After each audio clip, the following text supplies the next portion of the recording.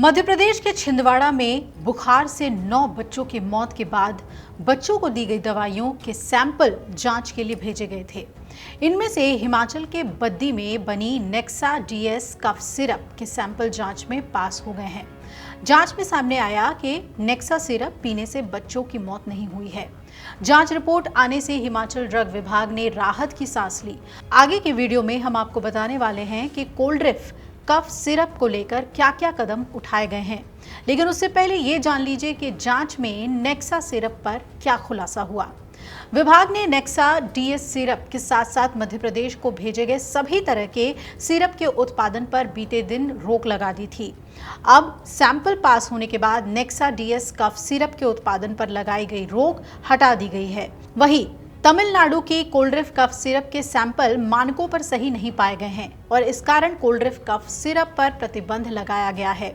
छिंदवाड़ा के परासिया ब्लॉक में बुखार के बाद किडनी फेल होने से 7 सितंबर से अभी तक 9 बच्चों की जान जा चुकी है। परिजनों के मुताबिक बच्चों को पहले बुखार और जुकाम हुआ, फिर किडनी में इन्फेक्शन हो गया। प्राइवेट अस्पतालों में भर्ती कराने के बाद भी बच्चों की हालत बिगड़ती गई। नागपुर में इलाज कराया गया, लेकिन बच्चों की जान नहीं बचाई जा सकी। इसके बाद मध्य प्रदेश सरकार ने हिमाचल प्रदेश सरकार और ड्रग कंट्रोलर को चिट्ठी लिखकर तमिलनाडु के कफ सिरप कोल्ड्रिफ और बद्दी में बनी नेक्सा डीएस सिरप की जांच करने को कहा। नेक्सा डीएस एक्नोवा फार्मा बनाती है और हिमाचल के राज्य दवा नियंत्रक मनीष कपूर ने बताया कि मध्य प्रदेश ड्रग विभाग ने नेक्सा डीएस सिरप की जांच करवाई, जिसमें दवा को क्लीन चिट दी गई। इसकी रिपोर्ट मध्य प्रदेश के ड्रग विभाग की ओर से उन्हें मिल गई है। नेक्सा डीएस में इथिलीन ग्लाइकॉल और डाइथिलीन ग्लाइकॉल जैसे हानिकारक रासायनिक तत्वों की मिलावट नहीं पाई गई। वहीं तमिलनाडु की कोल्ड्रिफ कफ सिरप के सैंपल मानकों पर सही नहीं पाए गए और इसके चलते इसी दवा को बच्चों की मौत के लिए जिम्मेदार ठहराया जा रहा है। तो वही इस पर राज्य दवा नियंत्रक डॉक्टर मनीष कपूर ने कहा कि हिमाचल में तमिलनाडु की कोल्ड्रिफ सिरप पर पूर्ण रूप से प्रतिबंध लगा दिया गया है। सभी दवा विक्रेताओं और अस्पतालों में तत्काल प्रभाव से इस दवा का इस्तेमाल न करने को कहा गया है। हिमाचल प्रदेश के बद्दी में बनी नेक्सा डीएफ कफ सिरप के स्वास्थ्य विभाग की टीमों ने 5 कंपनियों और दवा विक्रेताओं से सैंपल उठाए थे और ये सैंपल सही पाए गए हैं। स्वास्थ्य सचिव एम सुधा की निगरानी में गत शनिवार को राज्य और केंद्र की स्वास्थ्य विभाग की टीमों ने मिलकर सिरप के सैंपल जुटाए थे। स्वास्थ्य सचिव एम सुधा ने सैंपल पास होने की बात कही और कहा कि मध्य प्रदेश में भी बद्दी में बनी दवा के सैंपल सही पाए गए हैं। सोमवार को इस मामले को लेकर सरकारी स्तर पर बैठक होनी है।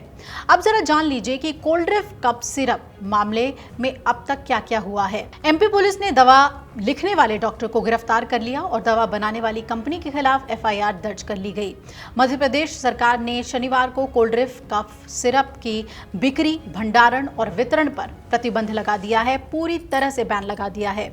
वहीं सिरप के खतरों की रिपोर्ट आने के बाद तमिलनाडु सरकार ने भी पुष्टि की कि नमूने दूषित थे। स्वास्थ्य मंत्री सुब्रमण्यम ने कहा कि इस मामले में सख्त कार्रवाई की जाएगी। तेलंगाना के औषधि नियंत्रण प्रशासन ने भी एक जन स्वास्थ्य चेतावनी जारी की है, जिसमें राज्य के निवासियों को कोल्ड्रिफ सिरप का उपयोग न करने या बंद करने की इसे चेतावनी दी गई है।